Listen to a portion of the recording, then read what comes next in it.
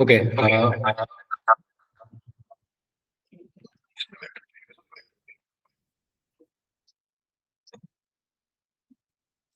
सो अभी मैं ऑडिबल हूँ। ओके। Yes sir. बिल्कुल बिल्कुल, चलिए बहुत बढ़िया।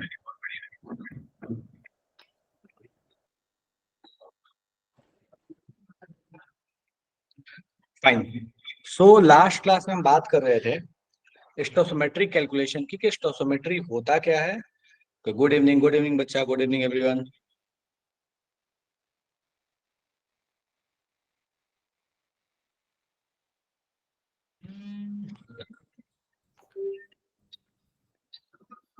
Just a minute.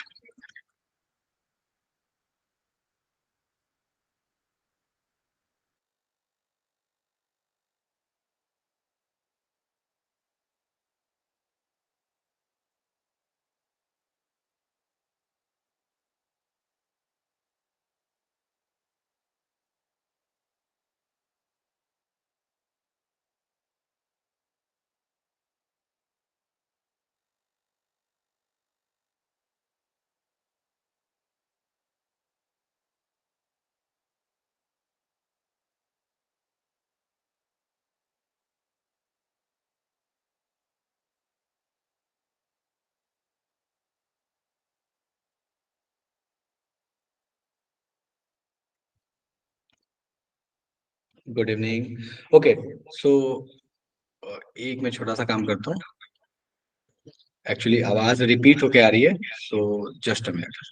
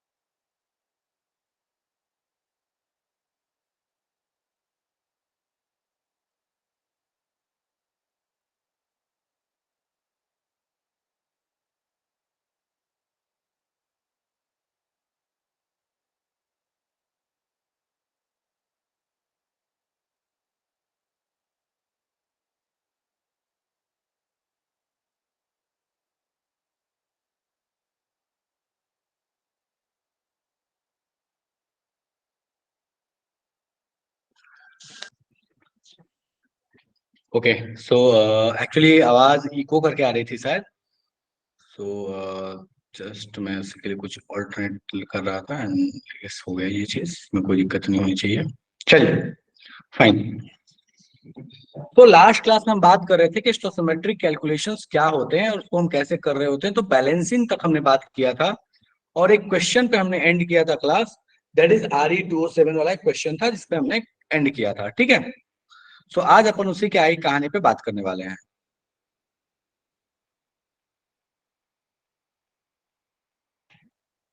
चले। ओके। सो मैं स्क्रीन शेयर कर रहा हूँ और पहले मैं डिस्कस करता हूँ लास्ट क्लास वाले क्वेश्चन जो लास्ट क्लास में हमने बात किया था, फिर आगे बात करेंगे। ठीक है, चलिए।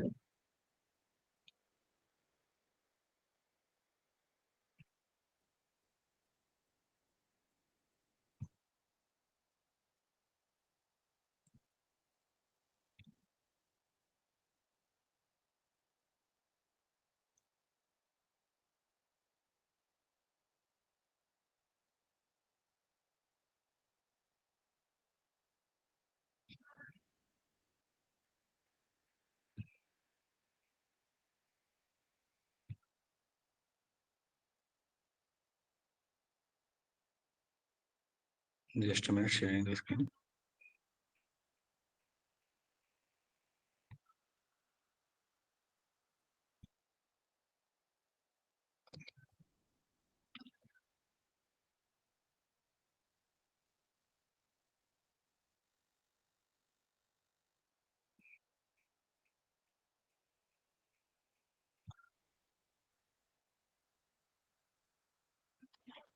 All right.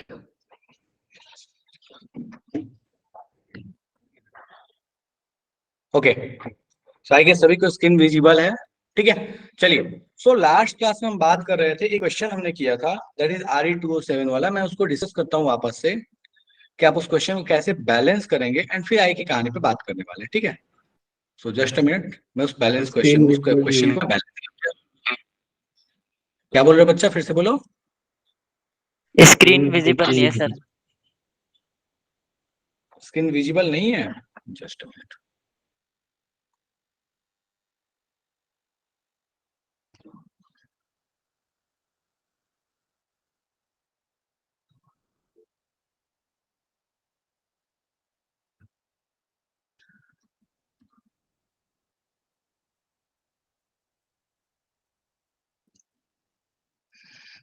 अभी विजिबल है क्या स्क्रीन? मैसेज करके आप लोग यस बता सर। सकते हैं स्क्रीन विजिबल है नहीं? ठीक है, ठीक है, ठीक है, okay okay okay okay, no issue. चलिए, सो लास्ट क्लास में जो हम क्वेश्चन लिए हुए थे that was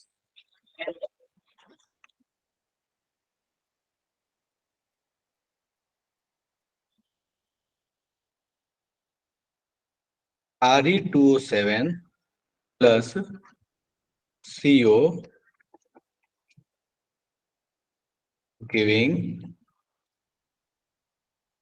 RE2CO10 plus CO2 कहता है कि भैया इस चीज को बैलेंस करके दिखाओ, इसको पहले बैलेंस, ठीक है। क्वेश्चन इसका आए की भी थी, ठीक है, ये एक्चुअली PYQ ही है। तो कहता है कि भैया इसके बाद कुछ मोल्स के रिलेटेड क्वेश्चन था, उसको सॉल्व करना था। सारा जो ट्रिक था वो बैलेंसिंग नहीं था। चलिए, तो इसको प्रयास करते बैलेंस करने का। सो बैलेंस केमिकल इक्वेशन की कुछ खासियत होती है, उस पर जरा सा मैं बात कर लेता हूँ। बच्चों वाली चीजें लिखवा नहीं रहा, जरूरत नहीं है लिखने। सो हमें बचपन से पता है कि अगर दो चीजें अगर हमने बैलेंस करके रखी है, अगर इन दोनों साइड में सेम अमाउंट ऑफ चीज ऐड कर दी जाए, सेम अमाउंट ऑफ कोई सब्सटेंस को यहां से रिमूव कर दिया जाए, सेम नंबर से मल्टीप्लाई कर दिया जाए, या सेम नंबर से डिवाइड कर दिया जाए, जैसे मैथमेटिकल इक्वेशन की कहानी होती है। सो कहता है कि अगर इन चारों में से आप कोई भी एक्ट कीजिएगा तो आपके बैलेंस्ड इक्वेशन पे कोई भी फर्क नहीं पड़ेगा। ये बैलेंसिंग की खासियत है, ये हमें पता है ऑलरेडी कि ऐसी चीजें होती है, सेम ऐड करना, रिमूव करना, मल्टीप्लाई करना, डिवाइड करने में कोई फर्क नहीं पड़ेगा। और बैलेंसिंग का मतलब क्या होता है? सो बैलेंसिंग का मतलब होता है कि जिस एलिमेंट के जितने एटम लेफ्ट में है, उस एलिमेंट के उतने ही एटम राइट में होने चाहिए। चलिए, सो हम फटाफट से काम क्या करते हैं कि मैं मान लेता हूं, मैं अजम्पशन लेता हूं कि ये इक्वेशन अगर बैलेंस होता तो यहाँ ए होता, यहाँ बी होता, यहाँ सी होता, और यहाँ डी होता। करने के बहुत सारे तरीके हैं। आप चाहे तो यहाँ पे ए की जगह पे 1 मान ले और BCD मान ले, चाहे तो आप ABCD मान ले, ठीक है। अभी कुछ नहीं पढ़ाया जो है, बस अभी स्टार्ट ही कर रहा हूँ, लास्ट क्लास की बैलेंसिंग है ये। सो कहता है कि अब ये तो आपने लिख लिया, अब कहता है कहानी शुरू करो। सो क्या कहता है बैलेंसिंग? बैलेंसिंग कहता है कि जिस एलिमेंट के जितने एटम लेफ्ट में होंगे, जैसे RE है, सो RE के जितने एटम लेफ्ट में होंगे उतने ही एटम राइट में होंगे। तो RE के लेफ्ट में कितने एटम है? सो हमें दिख रहा है यहाँ पे 2 है, यहाँ पे A है। सो हम बड़े प्यार से कह सकते हैं कि लेफ्ट में जो RE के एटम्स होंगे, POAC लगाए तो दैट विल बी 2A बराबर। मुझे फटाफट से बता दो कि राइट में RE के कितने एटम्स होंगे, जल्दी से मुझे मैसेज करके बताओ कि RE के राइट साइड में कितने एटम्स होंगे। बोलना नहीं, ऑडिबल नहीं, आप ऑडियो ऑन करने का परमिशन है, बट आप मैसेज कीजिए। अगर ऐसा हो जाए कि मैं बिल्कुल मैसेज नहीं देख पा रहा हूँ तो ही आप बोलिएगा। गलत है, गलत। हाँ बिल्कुल, मानसी ने सही बोला, बाकी 2 लोग बोले, that is not 2, that is 2C, ठीक है। तो ये 2C है। सो यहां से दिख रहा है भैया कि अपने पास A इक्वल्स टू C आ रहा है। इसका मतलब ये हो गया कि जो नंबर यहां आएगा वही नंबर यहां भी आएगा। तो हम चाहें तो हम इस C की जगह पे सिंपली लिख सकते हैं दैट इज A, ठीक है। अब करना क्या चाहते हैं? करना ये चाहते हैं ना कि मैं ये प्रयास करूंगा कि इन सारे जगह जो मैंने 4 वेरिएबल लिए, जो 4 वेरिएबल्स लिए, इन सबको डिड्यूस करके सिंगल वेरिएबल में लेके चले आए, एकदम सिंगल वेरिएबल में, इन सारे वेरिएबल्स को, ठीक है। चलिए, नेक्स्ट क्या कहता है? नेक्स्ट कहता है कार्बन की कहानी, कि भैया कार्बन कैसा है। तो कार्बन लेफ्ट साइड में कितना है? B है। राइट साइड में कितना है? D है। हमें दिख रहा है यहाँ पे कितना है कार्बन? B, और यहाँ पे D। लेकिन सिर्फ D नहीं है, डी के साथ आपको यहाँ पे भी कार्बन है। तो आपको दिख रहा है कि भैया अगर राइट साइड में मुझे कार्बन लिखना है तो मेरे पास बी तो होगा लेफ्ट में, राइट साइड में कितना होगा, डी तो होगा ही होगा क्योंकि यहाँ से है, और साथ में आपको ये दिखना चाहिए कि C इंटू 10 भी होगा, या फिर अगर आप A यूज करना चाहते हो तो आप डायरेक्टली कह सकते हैं that is B equals to D plus 10A। मैं A क्यों यूज कर रहा हूं, क्योंकि मैंने मान लिया कि C की जगह सब्स्टिट्यूट क्या हो गया, A हो गया है। ठीक है, एक इक्वेशन बचा लिया आप हम लोगों ने। चलो अब आते हैं अपन ऑक्सीजन पे कि ऑक्सीजन दोनों साइड में कितने कितने हैं। चलिए तो काउंट करते हैं। सो हमें दिख रहा है कि लेफ्ट साइड में ऑक्सीजन दैट इज 7 है, प्लस बी राइट साइड में कितना है, तो A इंटू 10, 10 है, प्लस 2D। ठीक है, तो मैं यहां पे लिख रहा हूं 7A plus B equals to A plus 2D। कोई ऐसा जिसको यहां तक में दिक्कत है तो समझा दो कि सर यहां तक दिक्कत है, समझ में नहीं आया, जादू हो गया, बाउंसर चला गया, नोबल चला गया। देखो मेन में तो ऐसा क्वेश्चन बहुत कम आते हैं। ठीक है, सर बी हाँ में तो बी में 10 सही, ऑक्सीजन होंगे। बी में कहाँ पे छूट गया, अच्छा वो 10 है, ठीक है, 10A प्लस 2D डन है, चलेगा। कोई और जिसको लगता है भैया यहां तक में कोई चीज है जो समझ में नहीं आई है, चलिए आगे बढ़ते हैं। सो अब कहता क्या है, अभी हमने क्या टारगेट लिया, हमने टारगेट ये लिया कि हम सारे वेरिएबल्स को ए के फॉर्म में कन्वर्ट कर लेंगे। तो हम चाहते हैं कि ये बी भी ए के फॉर्म में कन्वर्ट हो जाए और डी भी ए के फॉर्म में कन्वर्ट हो जाए। क्या करें, सो मान लेते हैं कि ये अपने पास कोई इक्वेशन है और दोनों इक्वेशन या तो सब्स्टिट्यूशन कर लो या तो आप सब्ट्रैक्ट कर लो, जैसे करना है कर लो, वो आपकी चॉइस है। ठीक है, तो अगर मान लीजिए मैं इस इक्वेशन में से, ये जो आपके पास थर्ड इक्वेशन है, इसमें से इस वाले को माइनस कर दो। ठीक है, तो अपने पास क्या बचने वाला है, ये हो गया बी और ये हो गया आपके पास 10A प्लस डी। चलो इसको माइनस कर लेते हैं।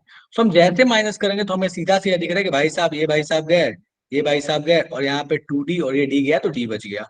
तो अपने को दिख रहा है कि that is 7A equals to D. तो अपने पास डी की भी सब्सटीट्यूटेड वैल्यू आ गई ए के फॉर्म में, दैट इज 7 है। ठीक है, अब हमें चाहिए बी, यहाँ पे पुट कर लो, तो किसी भी इक्वेशन में यहाँ पे पुट कर लो या यहाँ पुट कर लो, आपकी चॉइस है। ठीक है, तो डी इक्वल टू 7 अगर यहाँ हम पुट कर लें तो हमें दिख रहा है ये 7A प्लस 10A, इसको ऐड कर लीजिए, दैट विल बी 17A। तो अगर हम चाहें तो यहाँ पे बी की जगह पे भी हम क्या पुट कर सकते हैं, दैट इज 17A। अब हमें दिख रहा है कि पूरे इक्वेशन में ये भी ए है, ये भी ए है, ये भी ए है और ये भी ए है, और जस्ट अभी हमने बात किया था कि अगर कोई भी बैलेंस इक्वेशन है उसमें सेम नंबर से मल्टीप्लाई डिवाइड करें तो कोई फर्क नहीं पड़ना, पूरे इक्वेशन को हम क्या करने वाले हैं, डिवाइड कर देते हैं ए से। तो पूरे इक्वेशन को जैसे ही आप ए से डिवाइड करते हैं तो आपको पता चल जाता है कि भैया यहाँ पे ए से डिवाइड हुआ तो दैट विल बी 1, यहाँ ए से डिवाइड हुआ तो 17, यहाँ ए से डिवाइड हुआ तो 1, यहाँ पे आपने जैसे ए से डिवाइड किया दैट विल बी 7। तो आपका आंसर आ गया 11717। सॉर्टेड, सिंपल सी कहानी है। ठीक है, ये तो मैंने आपको लॉन्ग मेथड बता दिया, शॉर्ट में आप वन भी मान के सॉल्व कर सकते थे, कोई दिक्कत नहीं होता है उसमें। ठीक है, बट ठीक है मैंने इक्वेशन बना के समझा दिया कि आप कैसे सॉल्व करेंगे। इसमें किसी को कोई तकलीफ है तो मुझे बता दो, कोई ऐसा जो लग रहा है कि नो बॉल बाउंसर हो गया, समझ में नहीं आ रहा, जादू हो गया हो, नहीं है, चलिए बहुत अच्छा, बहुत बढ़िया। ठीक है, सो अपन आते हैं शॉर्ट में वापस कैसे से स्टोसिमेट्रिक। हाँ बताइए, शॉर्ट में कैसे कर सकते थे, आप बता रहे थे मैच। फिर से बोलो। कह रहा हूँ कि इसका शॉर्ट में कैसे कर सकते हैं क्वेश्चन। इस क्वेश्चन को शॉर्ट में आप कैसे कर सकते हैं, देखिए शॉर्ट में एक तो तरीका है कि अगर आप हिट एंड ट्रायल तरीके से लगा ले तो भी कर सकते हैं, कोई दिक्कत नहीं है। बट अगर आप चाहें तो आप इसको ऐसे कर सकते हैं, जैसे यहाँ पे जो ए है, इस ए की जगह पे आप सीधे 1 मान लीजिए। ठीक है, अगर आपको दिख रहा है कि यहाँ 1 होगा तो आपको ये क्लियर कट यहाँ पे इक्वेशन दिख रही है कि यहाँ पे 2 है, यहाँ पे भी आर ई के लिए 2 है, तो यहाँ पे भी आपके पास 1 आने वाला है। चलो अब आप जब दोनों जगह 1 1 मान लो तो उसके बाद आप सीधे क्या करो कि जहाँ पे ए आप ये लेके चल रहे हैं इक्वेशन, ए की जगह पे आप 1 इक्वेशन लेके चलो, बात खत्म है। तो अगर आप 1 लेके चलोगे तो आपके पास यहाँ पे जो वैल्यू आएगी वो कुछ अलग आ जाएगी, दैट विल बी समथिंग कुछ ऐसे आ जाएगा 17/1, मतलब 17 ही आएगा मोटे मोटे तौर पे, और यहाँ पे करोगे तो ये 7 आ जाएगा, बात खत्म। तो ए और बी के फॉर्म में नहीं आएगा, दो वेरिएबल बस मान लेना। यहाँ पे मान लो आप फॉर टाइमिंग एक्स मान लेना और यहाँ पे वाई मान लेना, सॉल्व हो जाएगा। एक्स की वैल्यू आपके पास 17 आ जाएगी, वाई की वैल्यू आपके पास 7 आ जाएगी। डन है क्या? और 1 कैसे माना? तो हमें पता है कि दोनों के कोफिशिएंट में आपके पास Re2 है, तो दोनों कोफिशिएंट में सेम नंबर आने वाला है। डन है? चलो, एक हो रही है। आवाज नहीं आ रही बेटा? एक बार मैसेज कर दो आप, ठीक है? आपकी आवाज जो है ना वो थोड़ी सी रुक रुक के आ रही है, तो मुझे पता नहीं चल रहा है, ठीक है? तो आप एक बार मैसेज कर दो तो मुझे ज्यादा अच्छे से पता चल जाएगा, ठीक है? चलिए, सो अब अपन आते हैं स्टोइकोमेट्रिक कैलकुलेशन पे वापस से, ठीक है? चलो, सो कहता क्या है स्टोइकोमेट्रिक कैलकुलेशन, कि आपके पास जितने भी मोल्स हैं, ठीक है, या फिर जो नंबर ऑफ मॉलिक्यूल्स हैं, उसके बीच का रिलेशन ड्यूरिंग केमिकल रिएक्शन। एक सिंपल टर्म में अगर मैं आपसे बात करूं तो ये क्या कहता है? मान लीजिए अपने पास कहानी है कि एल्यूमिनियम जब ऑक्सीजन से रिएक्ट कर रहा है तो ये एक एल्यूमिनियम ऑक्साइड बना रहा है। हम इसको बैलेंस कर लेते हैं। बहुत अलग अलग तरीके हैं बैलेंस करने का, आप जैसे बैलेंस करना चाहते हो वैसे बैलेंस कर सकते हो, कोई दिक्कत नहीं है। मैं यहाँ पे ऐसे थोड़ा सा इसको फ्रैक्शनल फॉर्म में लेके चल देता हूँ, या फिर आप नॉन फ्रैक्शन में लेके चलना चाहते हैं तो भी आपकी चॉइस, इसमें कोई मना नहीं है, ठीक है? तो यहाँ पे आपने इसको बैलेंस कर लिया। Sorry, ठीक है? अब आपसे क्या कह रहा है? कह रहा है कि भैया इस इक्वेशन का मतलब क्या है, ये बैलेंस्ड इक्वेशन क्या कहना चाहता है? कोई भी इक्वेशन उठा लो, बैलेंस का मतलब क्या है? तो वो बैलेंस का मतलब होता है कि ये 4 atoms of aluminium will react with 3 molecule of oxygen to produce 2 molecule of Al2O3। एक तो इसको कहने का तरीका ये हो। दूसरा तरीका आप इसको ये कह सकते हैं कि 4 mole of L reacts with 3 mole of O2 to produce 2 mole of Al2O3। तो इस बैलेंस्ड इक्वेशन को ये पढ़ने का तरीका है, और इसका मतलब यही है कि जो बैलेंसिंग आप स्टोइकोमेट्री लगाते हैं वो मोटे मोटे तौर पे आपको एक तरीके से रेशियो बता देता है कि किस रेशियो में आपके रिएक्टेंट्स कंबाइन होंगे एंड कितना आपके पास प्रोडक्ट बनेगा। ओके नितिन, मैं वापस से रिपीट कर दे रहा हूं। सो ये मोटे मोटे तौर पे आपको ये बता देता है कि कितने एटम्स या मॉलिक्यूल्स रिएक्टेंट के रिएक्ट कर रहे हैं, उनका रेशियो क्या रहने वाला है, और उनमें जो प्रोडक्ट बनेगा उस प्रोडक्ट का मोल्स का या मॉलिक्यूल्स का रेशियो क्या रहने वाला है। हम गलती से भी ये चीज नहीं सोचेंगे इसको सॉल्व करते वक्त या इसको पढ़ते वक्त कि इसका गलती से भी मतलब हो सकता है कि ये 4 ग्राम, ये 3 ग्राम और ये 2 ग्राम। नहीं, ये 4, 3 और 2 या तो आप मोल्स में लगाएं या तो आप नंबर ऑफ मॉलिक्यूल्स के हिसाब से लगाएं। इसका मतलब कभी भी मास नहीं हो सकता। बस इस बात को हमें ध्यान रखना है हमेशा कि ये मोल्स या मॉलिक्यूल्स के नंबर का रेशियो है। बैलेंसिंग चाहे आप फ्रैक्शन में करें, चाहे आप कोई बड़ा नंबर लेके करें, छोटा नंबर लेकर करें, उससे कोई फर्क नहीं पड़ता। तो यही आपके पास कह रहा होता है स्टोइकोमेट्रिक कैलकुलेशन कि भैया अगर आपको स्टोइकोमेट्री अगर आपको दे दिया गया, बैलेंस करके इक्वेशन दे दी गई, तो उसमें बैलेंस्ड का मतलब क्या चीज है। चलिए अब जरा आगे बढ़ते हैं और इसकी आगे कहानी पे बात करते हैं। यहां तक मुझे उम्मीद है कि कोई दिक्कत नहीं होनी चाहिए, ये बच्चों वाली चीज है, बिल्कुल आपको आनी चाहिए। किसी को दिक्कत है क्या तो मैसेज कर दो मुझे, ठीक है? ऐसे ऑडियो कर रहे हो तो फिर थोड़ी सी दिक्कत हो रही है, ठीक है? मैसेज करो, मुझे अच्छे से पता चल जाएगा। अगर किसी को लग रहा है कि कोई दिक्कत हो रही है तो मुझे फटाफट से बता दो। नहीं है? चलिए बढ़िया। तो एक एकदम बच्चों वाला क्वेश्चन दे रहा हूँ, ठीक है? फिर उसके आगे बात करेंगे अपन थोड़े अच्छे क्वेश्चन पे। चलिए, एकदम बच्चों वाला क्वेश्चन दे रहा हूँ मैं, ठीक है? सो कहता क्या है कि बताइए अगर आपके पास एक रिएक्शन है जिसमें सोडियम ऑक्सीजन से रिएक्ट करता है, सोडियम ऑक्साइड बना लेता है, और इस क्वेश्चन में कहता है आपसे कि बताइए अगर सोडियम 46 ग्राम है तो आपको कितना ग्राम ऑक्सीजन लेना पड़ेगा। ये याद रखिएगा कि इस क्वेश्चन को आप केमिकल कॉम्बिनेशन का डेफिनेट प्रोपोर्शन लगा के सॉल्व ना करें, आप इसको स्टोइकोमेट्री से सॉल्व करें। बहुत लोग यहाँ केमिकल कॉम्बिनेशन का लॉ लगा देंगे, बहुत आसानी से सॉल्व हो जाएगा, मुझे पता है, कोई दिक्कत नहीं है, ठीक है? लेकिन मैं चाहता हूं कि आप इसको पहले बैलेंस करें, फिर यूनिटरी मेथड लगाएं, तब जाके सॉल्व करें, ठीक है? कीजिए फटाफट से।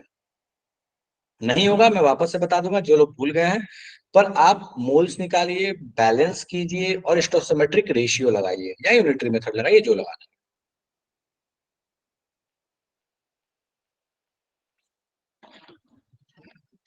फटाफट से आंसर दीजिए कितना आने वाला है, लेकिन डेफिनेट प्रोपोर्शन नहीं लगाइएगा।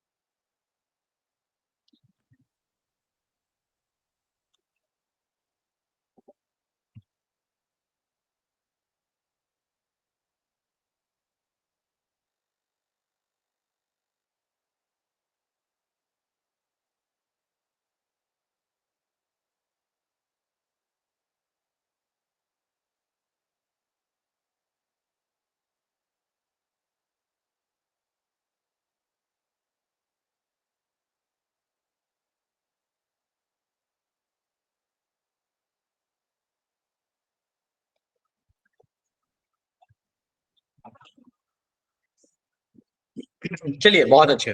तो काफी जनता सॉल्व कर चुकी है, मैं वापस से आता हूँ। सो मुझे दिख रहा है भैया इसमें कुछ करना वरना नहीं है, बैलेंस करना है, बैलेंस करते हैं फटाफट से और सीधा सीधा मोल्स का स्टोसियोमेट्री लगा लेते हैं, बात खत्म है, ठीक है। चलो बैलेंस करना है तो अपन एक तो तरीका है, यहाँ पे भाई साहब यहाँ पे 2 लगा लो,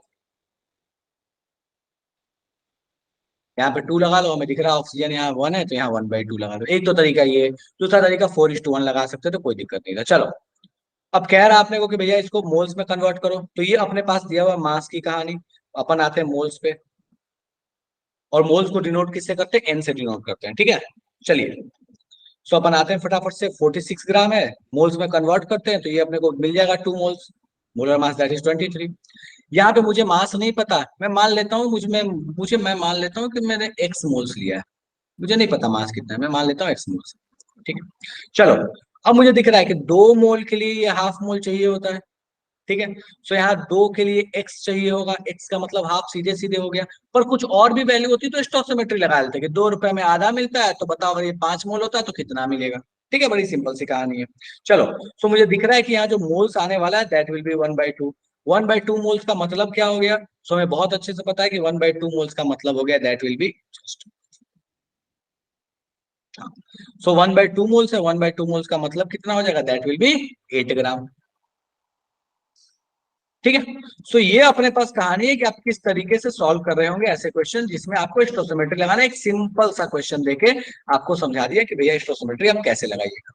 बोलता प्रोडक्ट कितना बनेगा, तो प्रोडक्ट के लिए भी बता सकते थे, दो तरीका था बताने का, एक तो आप law of conservation of mass लगाते, दोनों को ऐड करके बोल देते, और दूसरा तरीका ये होता कि आप जस्ट स्टोसियोमेट्री वाली कहानी लगाते कि भैया ये 2 मोल के लिए अपने को कितना मोल मिलता है, 1 मोल मिलता है, तो भैया ये 2 मोल है तो 2 मोल के लिए कितना मोल मिलेगा, 1 मोल मिलेगा, 1 मोल मिलेगा तो इसका मास कितना होगा आप बता लेते, ठीक है। सो यहां तक ओके अर्पित, मैं वापस एक्सप्लेन कर रहा हूं, ध्यान दो। सो बैलेंसिंग का मतलब था कि ये 2 के लिए ये 1/2 चाहिए होता है, सो यहाँ पे 2 मोल्स अपने पास ऑलरेडी दिया हुआ है, तो इसके लिए कितना मोल्स चाहिए होगा oxygen, that is 1/2 moles, 1/2 moles का मास कितना हो जाएगा, that will B 8 gram. Done है क्या, सही बात है, गलती तो नहीं बोल रहा हूँ ना मैं, 16 ग्राम होगा। चलो तो भैया अपने पास कहानी क्या होने वाला है, इस O2 का molecular mass that will B 32, तो जब 32 से आप मल्टीप्लाई कर रहे होंगे सो दैट विल बी 16 ग्राम, ठीक है। तो अपने पास ये आ जाएगा 1/2 इंटू 32 दैट विल बी 16, तो आप इसको सॉल्व कर लीजिए, ये 16 ग्राम आ गया। अब आपसे पूछा है कि ये कितना आएगा, तो आप क्या करना है, या तो दोनों को ऐड कर लो और नहीं तो इसके हिसाब से डायरेक्टली ये निकाल लो। कैसे निकाल लोगे भैया, चलो इसको देख लेते हैं। ये 1 मोल आया, 1 मोल का मास कितना होगा हमें पता है, 1 मोल का मास आने वाला 1 इंटू, और इसका आप देखो मोलर मास कितना आ जाएगा, that will B 23 into 2 plus 16, इसको ऐड कर लो, आपके पास जो वैल्यू आएगी आंसर हो गया, खेल खत्म, ठीक है। सो ये बेसिक सा क्वेश्चन देके आपको बस समझा दिया कि आप किस तरीके से सॉल्व कर रहे होंगे, ठीक है। और याद रखिएगा O2 दैट इज 32 ना कि 16। चलो नेक्स्ट। सो अपने पास ये कहानी दिया हुआ, कहता है कि बताइए कितना ग्राम HCl रिक्वायर्ड होगा for complete reaction of 43.5 gram MnO2। बोलता है कि बताइए कितना ग्राम आपको HCl लेना पड़ेगा अगर ये 43.5 ग्राम MnO2 है, और आपको क्वेश्चन में क्लियर कर दिया है कि Mn का मास है that will B atomic mass that will B 55। फटाफट से सॉल्व करो और मुझे बताओ कितना ग्राम आपको HCl की रिक्वायरमेंट होने वाली है, शुरू हो जाइए।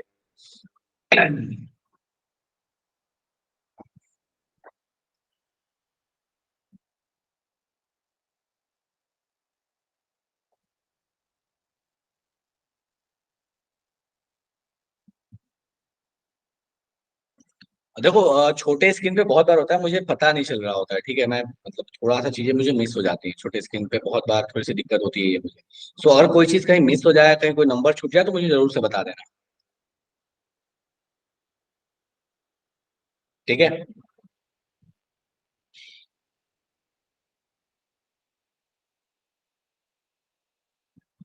स्टिल आई विल ट्राई, कैसी नहीं हूँ बट ठीक है, स्टिल कभी हो तो। बोलता है बताइए कितना ग्राम HCl चाहिए होगा फॉर 43.5 ग्राम MnO2।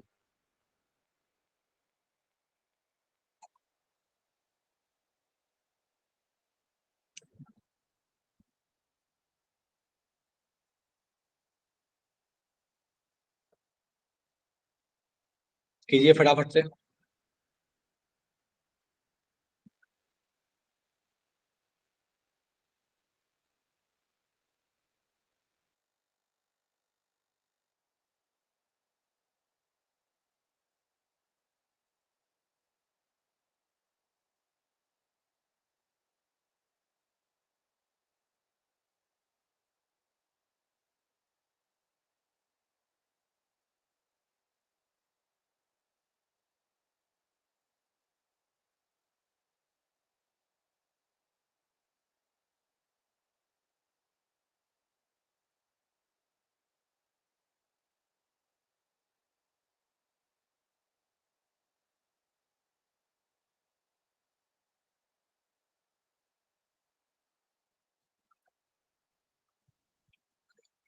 चलो ठीक है। सो मैं हेल्प करता हूँ, आप आराम से इसका आंसर जो भी आ रहा हो आप आराम से ट्राई करते रहिएगा। ठीक है, बहुत सारे क्वेश्चंस करने हैं, बहुत ज्यादा टाइम अपन नहीं दे सकते। सबसे पहला काम तो इसको बैलेंस करना। सबसे पहले आप इस इक्वेशन को बैलेंस कीजिएगा। मैं वापस से हेल्प कर रहा हूँ कैसे सॉल्व करना है, पिछले वाले के जैसा। आप इसको बैलेंस कीजिएगा। आपको MnO2 का मास दिया हुआ है, MnO2 के मास से आप क्या निकाल लीजिएगा, यहाँ पे आपको मास दिया हुआ है, यहाँ मास आपको दिया हुआ दैट इज 43.5। तो आप यहाँ से क्या निकाल लीजिएगा, ये आपके पास 43.5 है। यहाँ से आप मोल्स निकाल लीजिएगा। कैसे निकालिएगा भैया मोल्स, तो 43.5 बाई मोलर मास करके आप मोल्स निकाल लीजिएगा। ठीक है। अब आपको कह रहा है कि जैसे बैलेंस कीजिएगा, बैलेंस करने के बाद की कहानी क्या है कि मान मान लेते हैं अपने पास कि यहाँ 2 आता और यहाँ 3 आता। तो हम क्या कह रहे होते कि ये 3 मोल के लिए 2 मोल चाहिए। सो यहाँ जितने मोल भी आपके पास आए उतने मोल के लिए कितना मोल चाहिए, स्टोसिमेट्री, या फिर आप यूनिटरी मेथड लगा लो, या फिर आप रेशियो प्रोपोर्शन लगा लो। रेशियो प्रोपोर्शन लगाना होता तो यहाँ एक्स मान लेते, हम ये कर लेते 2 डिवाइड बाई एक्स और 3 divide by this number, solve हो क्या जाता। मुझे ये बता दो कि सॉल्व करके आंसर ला दूं ऐसा है या आगे बढ़े। सिर्फ कैलकुलेशन इसके बाद, और कैलकुलेशन का कोई मतलब नहीं बनता, फिर भी मैं पूछ ले रहा हूँ कि अगर ऐसा है सॉल्व करके आंसर लाऊं तो मुझे बता दो जल्दी से। ठीक है, जो भी आंसर आ रहा है मैं बस पूछ रहा हूँ कि आंसर लाऊं ऐसा है, मुझे मैसेज करके बता दो आंसर चाहिए या फिर इसमें आगे बढ़े। नहीं चाहिए,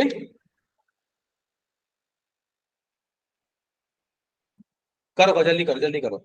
लास्ट बता दूं, ठीक है मैं वापस से बता रहा हूँ। नहीं हो तो अगली क्लास में वापस से पूछ लेना मेरे से, ठीक है। मास दिया है, पहले दो इसको बैलेंस करो पूरे इक्वेशन को।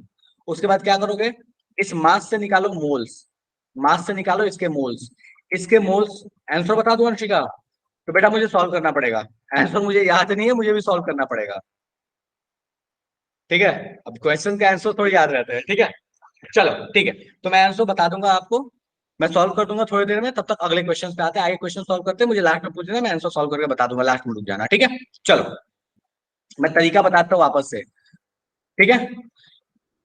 इसके मास दिया हुआ है, मास से मोल्स निकाल लेना, इसके मोल्स पता होंगे, बैलेंस इक्वेशन कर लेना, इसके मोल से आपके पास इसके मोल्स चले आएंगे, ठीक है।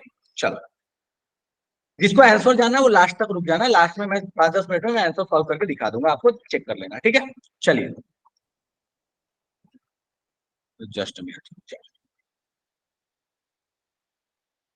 हाँ,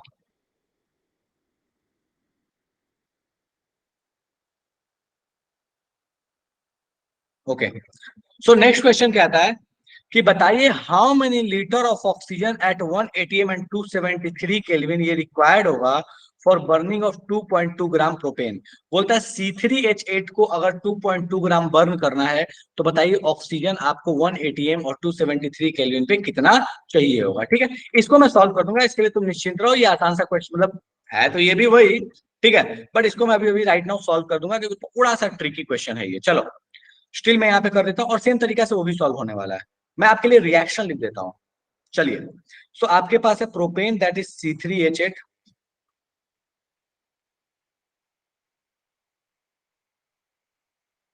plus O2 gives CO2 plus H2O। ठीक है, बोलता है बताइए कितना लीटर ऑफ ऑक्सीजन चाहिए इस कंडीशन में। चलो एक चीज ध्यान दो, तुमको मास ऑफ प्रोपेन दिया है, मतलब मोल्स पता है, बैलेंस तो तुम इसको कर ही लोगे। इसके मोल्स पता तो इसके मोल्स निकाल लो, और इसके मोल्स पता तो क्या हमको नहीं पता कि दिस इज एसटीपी कंडीशन, और एसटीपी कंडीशन पे वॉल्यूम कितना होगा हम नहीं बता सकते हैं। प्रेशर दिया, टेम्परेचर दिया, वॉल्यूम निकाल लेंगे। शुरू हो जाइए फटाफट से। और इसको लग रहा है कि सॉल्व नहीं हो पाएगा, समझ नहीं आएगा, मुझे फटाफट मैसेज करो, मैं वापस एक्सप्लेन कर दूंगा। कोई बात नहीं, मैं इसको सॉल्व कर दूंगा, इसको लास्ट तक सॉल्व कर दूंगा, आंसर चेक कर लेना तुम, ठीक है। इसी तरीके से पिछले वाला भी सॉल्व होगा, और जितने क्वेश्चन आने वाले सब ऐसे ही सॉल्व होंगे, कोई नया बात तो है नहीं।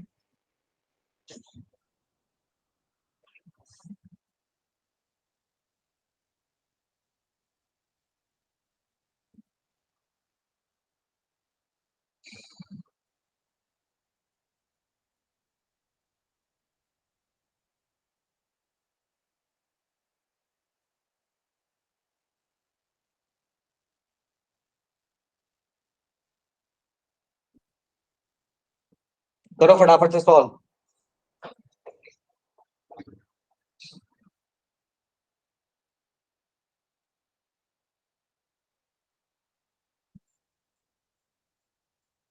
कुछ लोगों के आंसर आ रहे हैं अभी, लेट्स वेट।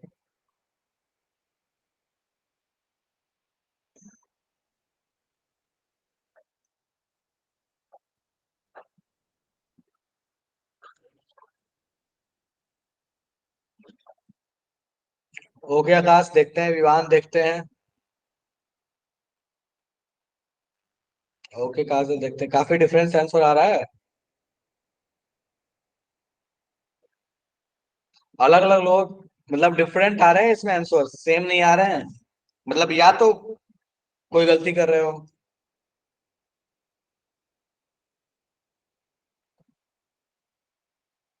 लगता है मुझे ही सॉल्व करना पड़ेगा। अमन देखते हैं।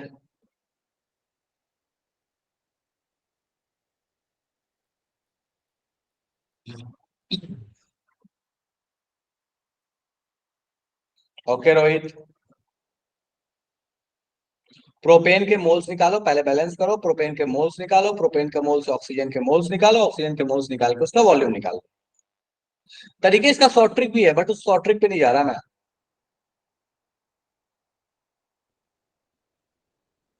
शॉर्ट ट्रिक भूल जाते हैं हम, कॉन्सेप्ट्स कभी नहीं भूलते, कॉन्सेप्ट्स याद रहते हैं।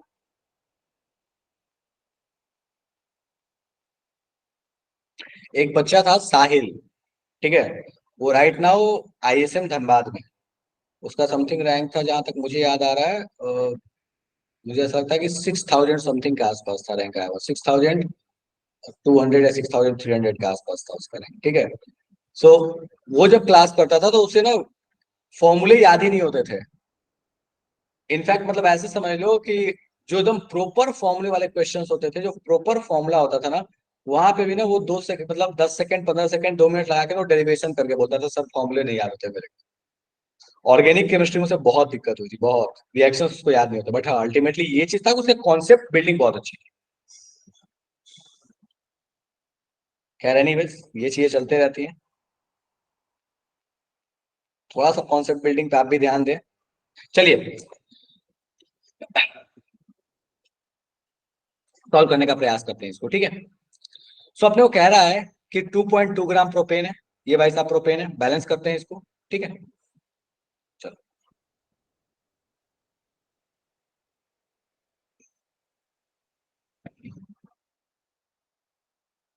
अगर लास्ट क्लास याद हो तो 3n+1/2 होता था, नहीं भी याद हो तो कोई दिक्कत नहीं है, ठीक है।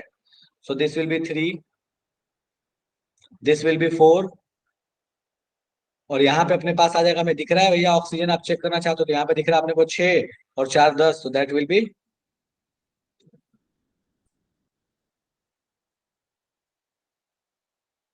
5, ठीक है। अब कहता क्या है, भैया इसके मोल्स अपने को मास दिया हुआ है, इसके मोल्स लिखते हैं। सो इसका मास दिया है 2.2 ग्राम। मोल्स कितने हो जाएंगे? मोलर मास निकालो तो कितना आ रहा है? 44 आ रहा है। ठीक है, सो 2.2 बाई 44। ठीक है, चलो भैया इसको सॉल्व कर लेते हैं। सो ये अपने पास कितना आ रहा है? That is 1/20। ठीक है, अब हमें दिख रहा है कि ये 1/20। अब यहाँ ध्यान दो, ये 1 के लिए ये 5 है, तो 1/20 के लिए ये कितना होगा? मैं मान लेता हूँ x होगा। मैं बच्चों वाली चीज अभी सॉल्व करते रहूँ, बाकी आगे सॉल्व नहीं करूंगा ऐसे। सो मुझे दिख रहा है कि 1/1/20 रेशियो लगा लिया, दिस 1/1/20 इक्वल्स टू 5/x। ठीक है, सो यहाँ पे इक्वल्स टू हो गया 5/x। सो यहाँ से x की वैल्यू सॉल्व होकर आ जाएगा, इसको डाल दिया, मल्टीप्लाई कर लो, दैट इज 5/20। 5/20 का मतलब हो गया 1/4। ठीक है, तो हमें दिख रहा है यहाँ पे मोल्स जो आ गया दैट विल बी 1/4 मोल्स। अच्छा, 1/4 मोल आ गया, और हमें चाहिए भाई साहब का मास। अब तुम मुझे एक बात बताओ, मोल्स आ गया तो हम मास नहीं निकाल सकते? तो ये अपने पास आ जाएगा, दैट इज 1/4 मल्टीप्लाई बाई 16 या 32। 32, ठीक है। तो भाई साहब इसको आप मल्टीप्लाई कर दीजिए तो आपके पास मास आ गया। लेकिन अपने को चाहिए क्या? वॉल्यूम चाहिए। वॉल्यूम कैसे निकालें? तो हमको पता है, लास्ट क्लास में पढ़ चुके थे कि मोल्स बराबर होता है volume in litre divide by 22.4। ठीक है, लास्ट क्लास में हम बात कर चुके थे। तो जैसे आप इसको सॉल्व कीजिएगा तो आपके पास कहानी हो जाएगा, that is 1/4 equals to v upon 22.4। इस बाई साहब को डिवाइड कर दिए तो दैट विल बी 5.6। तो आपके पास वॉल्यूम कितना आ जाएगा? That will B 5.6 litre. Sorted है क्या?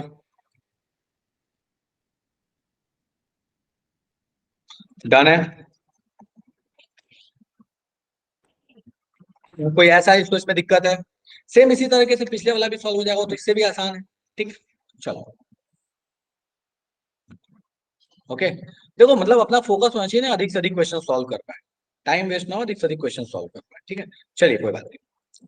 सो नेक्स्ट क्वेश्चन पे आते हैं फटाफट से। ऑप्शन है इसका आंसर होने वाला है, that is C. C I guess वही दिया हुआ था, 5.6 लीटर। ठीक है, चलिए।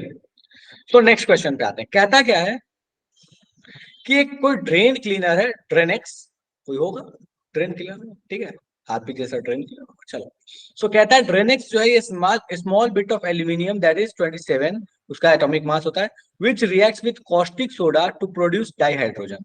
बोलता है कि what volume in the ml dihydrogen at 27 degree C and इतना प्रेशर। अब देखो यहाँ पे भी ना, तुम चाहो तो तुम सीधे वो कॉन्सेप्ट लगा सकते हो सकता है आंसर अप्रोक्सीमेशन में पर काम चल जाए। दैट इज 22.4 लीटर वाला, जबकि हमको पता है कि होता नहीं है, होता है 24.7 के रेंज में या 25 के रेंज में पहुंच जाएगा। बट ठीक है, 22.4 भी चलेगा। सो कहता है कि टेम्परेचर दे दिया, प्रेशर दे दिया, बताइए 0.27 ग्राम एल्यूमिनियम कितना हाइड्रोजन, कितना ml हाइड्रोजन प्रोड्यूस करेगा। आपको नीचे रिएक्शन दिया हुआ है, फटाफट से सॉल्व कीजिए और फटाफट से इसका सॉल्यूशन मुझे बताइए क्या होने वाला है।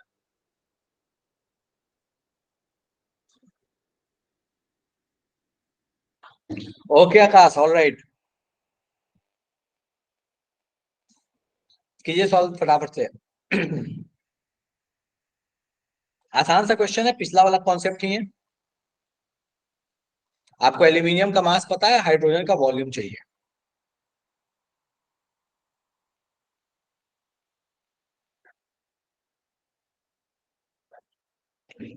जल्दी जल्दी सॉल्व करो ताकि अपने पास और भी क्वेश्चन है, बहुत सारे क्वेश्चन है, जितना हम क्वेश्चन कर पाए वो बेटर है।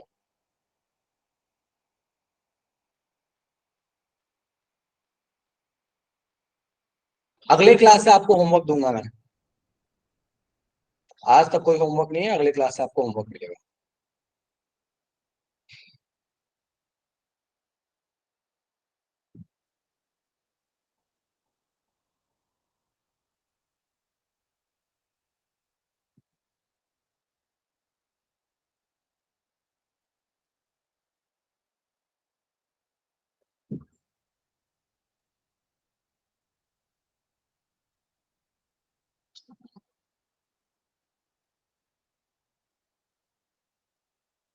ओके रोहित, देखते हैं।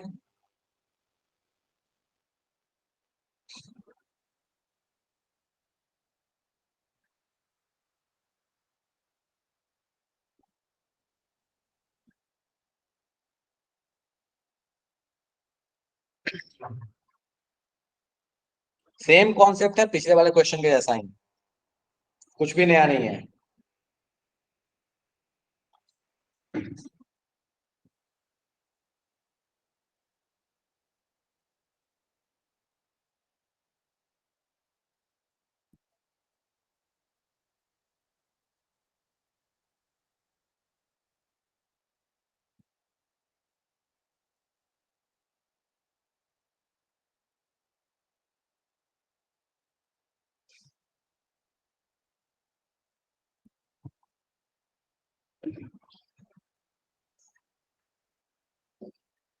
काफी कम जनता सॉल्व कर पाई है, काफी कम जनता का आंसर आया हुआ है भाई, वेट कर रहा हूँ। टाइम लग सकता है, कोई दिक्कत नहीं है, चलो कोई बात नहीं, लेकिन सॉल्यूशन चाहिए।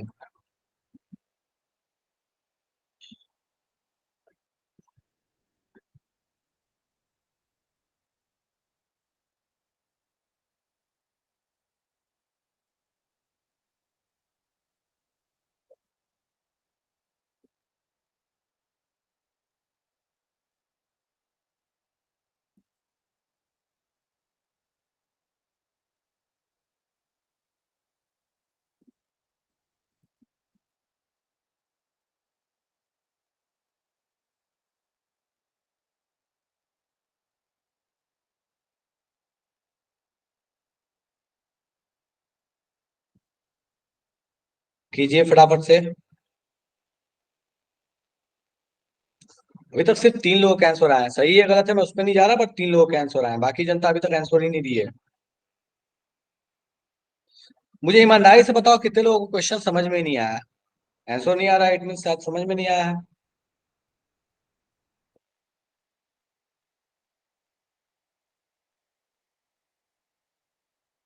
ओके ओके, सो 2 लोग ऐसे हैं जो लोग कह रहे हैं कि आंसर समझ में नहीं आया कि क्या हुआ है। ठीक है, चलो मैं समझा रहा हूँ, वापस से ध्यान दो। क्या कह रहा है? कह रहा है कि ओके ओके अमन, कोई दिक्कत नहीं, कह रहा है कि एक कोई केमिकल है ट्रेनेक्स नाम का, उसमें एल्यूमिनियम मिलता है, दैट इज एल्यूमिनियम का एटॉमिक मास 27। कहता है कि जो कि रिएक्ट करता है कॉस्टिक सोडा के साथ और प्रोड्यूस करता है डाई हाइड्रोजन H2। बोलता क्या है कि बताइए कि 27 डिग्री सी पे और 1.013 बार पे अगर 0.27 ग्राम एल्यूमिनियम रिएक्ट करेगा कॉस्टिक सोडा से तो कितना हाइड्रोजन प्रोड्यूस करेगा। मतलब आपको क्वेश्चन में ये कहना चाहता है कि आप ये पता कीजिए कि इसका मास दिया है, सो इसके मास से इसका मोल्स निकालिए, और इसके मोल से आप पता कीजिए कि ये कितना मोल्स बनेगा, और फिर इसके मोल से आप इसका वॉल्यूम निकालिए 22.4 लीटर वाला फॉर्मूला लगा के। सॉल्व हो जाएगा क्या? अभी जिन लोगों ने हैंड रेज किया था सॉल्व हो जाएगा, नहीं होगा जल्दी मुझे बताओ।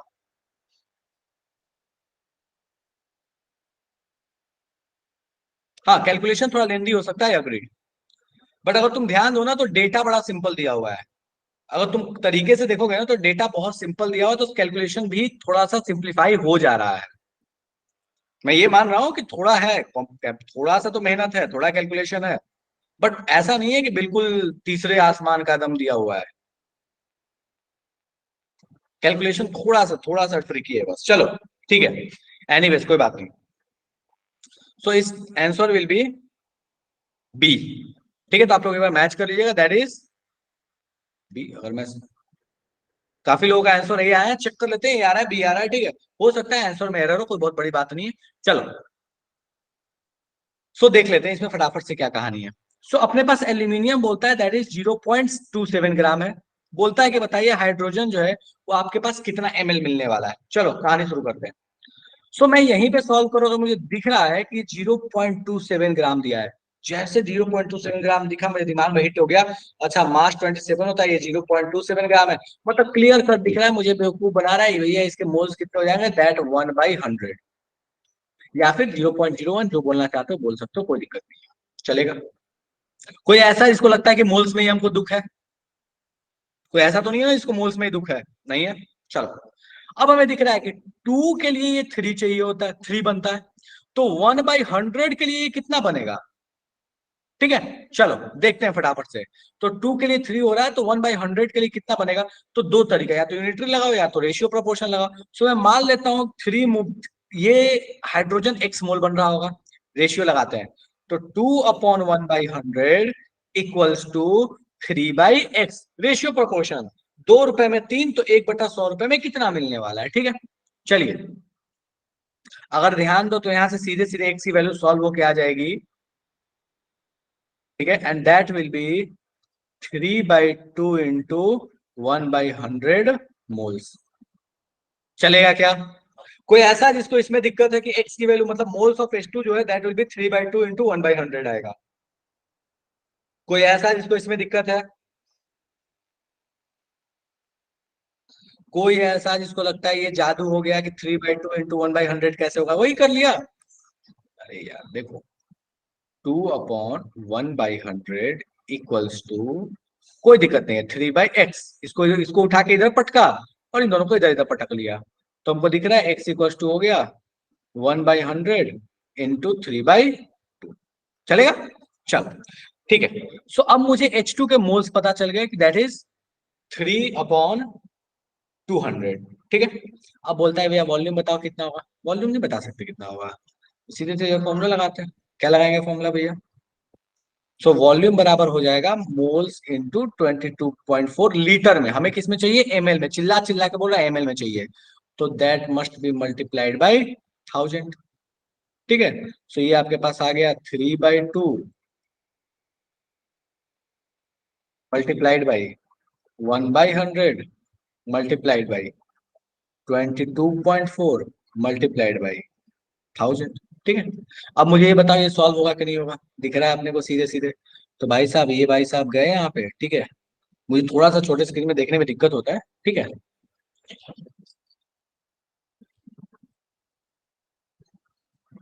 कोई बात नहीं, ठीक है। तो ये आपके पास आ गया, अब इसको आप सॉल्व कर लो, तो ये आपके पास आ गया 2, this is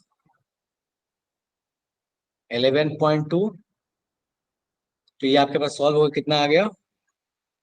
that is 3 into 11.2 into 10, यही आ रहा है ना आपके पास, ठीक है। तो इसको आप जैसे सॉल्व कीजिएगा, 3 इंटू 11.2 इंटू 10, तो मेरे अंदाज से आप इसको जब सॉल्व कर रहे होंगे तो दैट विल बी अप्रोक्सीमेटली 300, तो 310 उसके लपेट में आ गया ये 30, तो ये लगभग लगभग मेरे अंदाज से ये आ जाएगा 320 या 310 के लपेट में। कितना आ रहा है? 330 के लपेट में, ठीक है।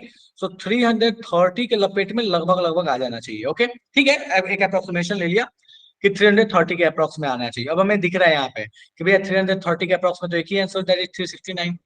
अब मैं क्यों बोल रहा हूँ कि ये अप्रोक्सीमेशन लेना पड़ा? याद करो मैंने कल कहा था कि बाबू 22.4 तो होता नहीं है, होता तो अपने पास कितना है? हमको दिख रहा है कि 27 डिग्री ले लिया, तो दिस विल बी 24.7, 24.7। डन है क्या मामला? चलेगा? तो आप 24.7 ले सकते हैं, तो वो लीजिएगा, तो आपका आंसर जो है वो 369 के आसपास में आ जाना चाहिए। बट हम उस पर नहीं जा रहे हैं, हमें पता है कि हम 22.4 ले रहे हैं, फिर भी हमारा जो आंसर है वो मैच कर जा रहा है, आसपास में आ रहा है, दैट इज 369। याद करो लास्ट क्लास में भी कहा था कि आप 22.4 ले लो, सर आपने 24.7 वाली वैल्यू क्या? फिर से बोलो। सर आपने 24.7 वाली वैल्यू कैसे लाई थी? पीवी इक्वल टू एनआरटी लगा लो ना। आप जैसे पीवी इक्वल टू एनआरटी लगाओगे बेटा, तो आपके पास प्रेशर दिया हुआ है 1 एटीएम ले लो, वॉल्यूम आपको नहीं पता, मोल्स आपको पता है 1 मोल, आर की वैल्यू पुट करो, टी की जगह पे अब की बार आप पुट कर लोगे, दैट इज 300। तो जो वी आएगा ना वो 22.4 ना होकर 24.7 के लगभग में आएगा। मैंने लास्ट क्लास में भी ये बात बोला था कि जब तक आप मोल्स पढ़ रहे हैं तब तक 22.4 भी लोगे ना तो आपको कोई दिक्कत नहीं होने वाला। आपके पास देखो यहाँ ऑप्शंस भी देखो, ये चारों ऑप्शन में क्या कोई भी ऑप्शन ऐसा है जो आपके 330, 336, 340 के लपेट में आ रहा है? इकलौता ऑप्शन है बी, ठीक है। तो मैं आपको ये समझा रहा हूं कि देखो अगर 22.4 भी लोगे तो कोई समस्या नहीं होने वाला, बाकी 24.7 ले लो, कोई दिक्कत नहीं है, आंसर आपके पास ज्यादा करीब में आएगा। डन है क्या? कोई ऐसा इसको अभी भी दिक्कत है इसमें? इसमें दो चीजें एक साथ हुई, एक तो आपने निकालना ये सीख लिया, और बाकी ध्यान रखना 22.4 या 24.7 कुछ भी ले लो, आपके आंसर में कोई समस्या नहीं आने वाला। ऑप्शंस कभी वैसे देते ही नहीं थे कि ऑप्शन टकराएंगे। डन है, बड़े आगे। मुझे फटाफट से बता दीजिए किसी को दिक्कत है इसमें तो। सर ये 1/100 कैसे आता है मोल में? 0.27 ग्राम लिया, मास बाई मोलर मास, ठीक है, ये तो हो जाना चाहिए था। चलो, तो यहाँ देखिए मोल्स बराबर क्या हो जाएगा बालक, 0.27 डिवाइड बाई 27, ठीक है। ये करोगे तो कितना आ जाएगा, दैट विल बी 1/100, ठीक है।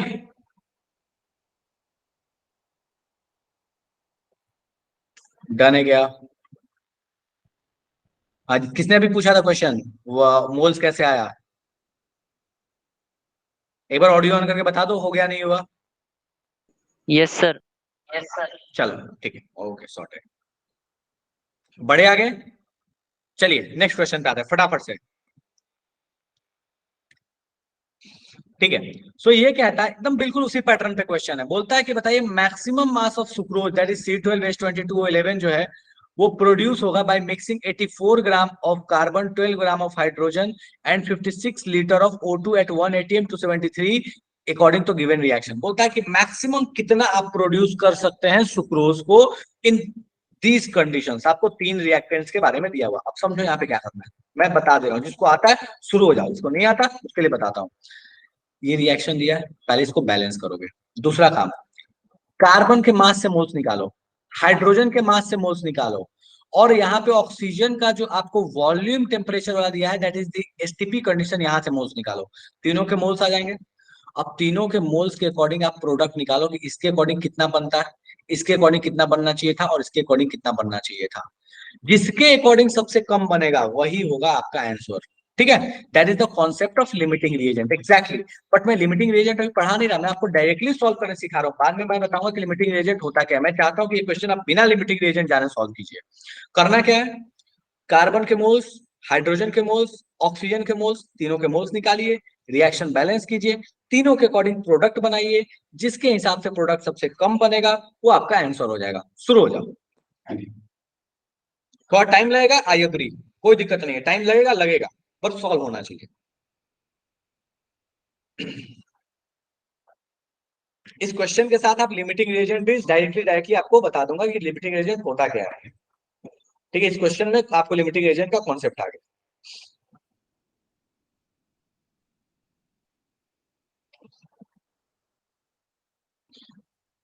ओके निकी, कोई दिक्कत नहीं है। कार्बन के मोल्स निकालिए बच्चा, हाइड्रोजन के निकालिए और ऑक्सीजन के निकालिए, तीनों के आपके अमाउंट दिए हुए हैं।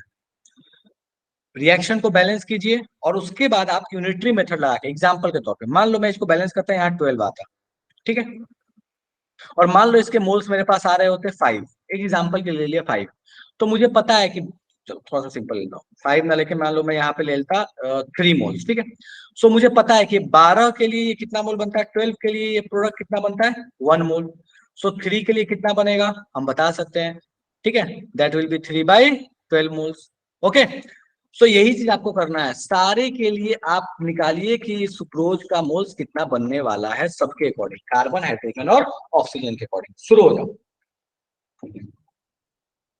और किसी को लग रहा है कि इसमें जादू हो रहा है, समझ नहीं आ रहा, तो मुझे बता दो कि भैया समझ नहीं आया, क्वेश्चन डेफिनेटली बहुत अच्छा है।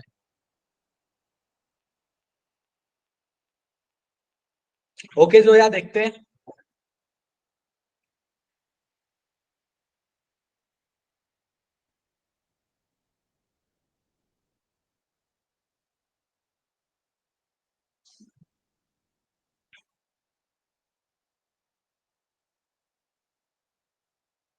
काफी टाइम निकल गया, बहुत सारे क्वेश्चन थे यार। चलो ठीक है, कोई बात नहीं, कोई नहीं, कोई नहीं, कोई परेशान होने वाली बात नहीं है, अगले क्लास में करेंगे। मैं ग्रुप में भी डाल दूंगा आपके, हर्षी सर डाल देंगे पीडीएफ, इसमें बहुत सारे क्वेश्चन हैं जो मैंने चूज करके रखे थे क्लास में कराने के लिए, बट टाइम का थोड़ा कंस्ट्रेन है। कुछ कल करेंगे और फिर पीडीएफ डाल दूंगा मैं। कल आपको मॉड्यूल से भी होमवर्क मिल जाएगा।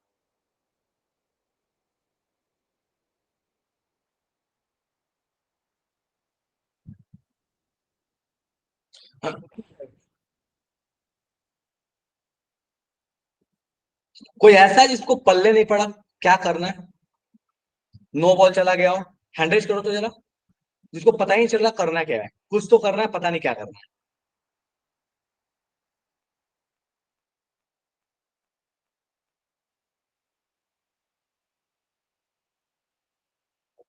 Nikki, okay Nikki, done.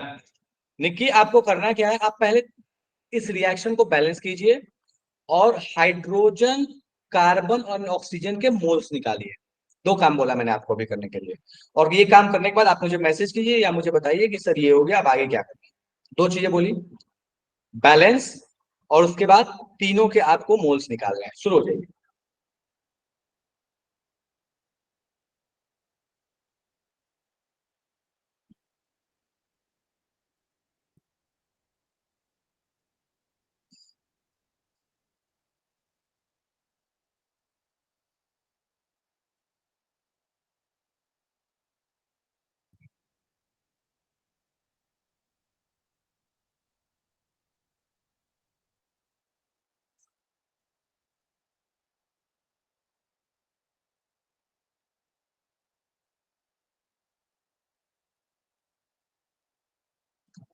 Okay अर्पित, तीनों के मोल्स निकालने के बाद तीनों के अकॉर्डिंग प्रोडक्ट निकालो, कितना कितना बनेगा तीनों के अकॉर्डिंग इंडिविजुअली।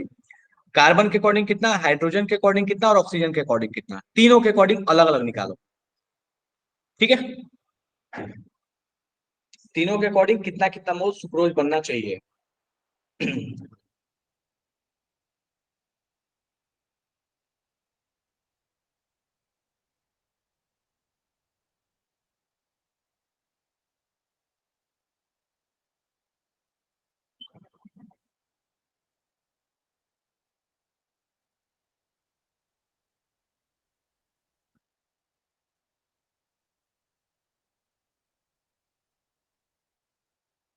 ओके जोया, देखते हैं।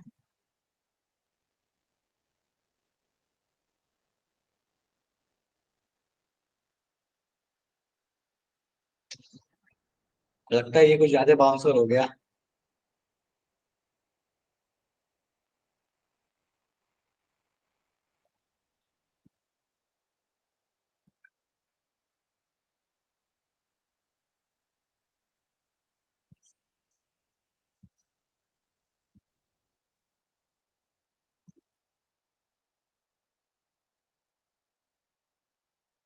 बाउंसर हो गया, कोई बात नहीं। चलिए, ठीक है, कोई बात नहीं। बाउंसर हो गया तो हो गया, सॉल्व करेंगे और क्या। चलो, तो अपने पास क्या दिया हुआ है, कार्बन दिया 84 ग्राम, हाइड्रोजन दिया है 12 ग्राम, 56 लीटर आपको O2 दिया है, 1 ATM और 273 केल्विन पे। ठीक है, चलिए, अगर मुझे यहाँ कार्बन का मास दिख रहा है तो मैं सीधे सीधे चाहूं तो इसका मोल्स यहाँ लिख सकता हूं। मुझे फटाफट से बताइए कार्बन का मोल्स कितना आएगा 84 ग्राम अगर दिया हुआ है तो, जल्दी से। 7 वन, 7 मैसेज मैसेज करो, मैसेज मैसेज, सेवन। बोलो नहीं, ऐसे नहीं बोलो, मैसेज करो। चलिए, ठीक है, सो हमें दिख रहा है यहाँ पे कार्बन का जो मोल्स आने वाला है दैट विल बी द 7, ये 7 आएगा।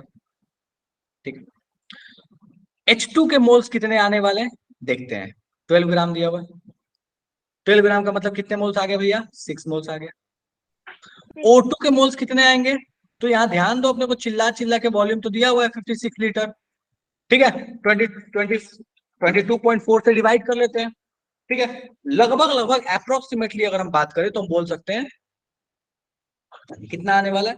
सो लगभग लगभग जो आपके पास O2 आएगा वो 2.1 2.2 के रेंज में आना चाहिए। ठीक है, सो यहाँ पे मान के चलते हैं दैट इज लगभग लगभग 2.2। कोई ऐसा इसको इसमें दिक्कत है?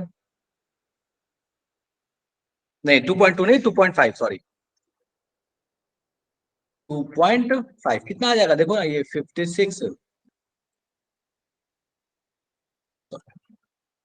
56 डिवाइड बाई 22.4, लगभग लगभग वही रेंज में आएगा, 2.5 के रेंज में आएगा। ठीक है, चलो, अब अपने को कहता है कि भैया इस रिएक्शन को बैलेंस करो। चलो जरा इसको बैलेंस करते हैं, तो 1 मिनट रुक जाओ बस, थोड़ा सा मैं बड़ा कर दूं, मुझे थोड़ा देखने में तकलीफ होती है। ठीक है, सिस्टम, हाँ, ठीक है, हाँ, तो अपने पास कहानी क्या है। हम्म, इसको बैलेंस करते हैं। सो कार्बन के पास क्या आने वाला है, दैट विल बी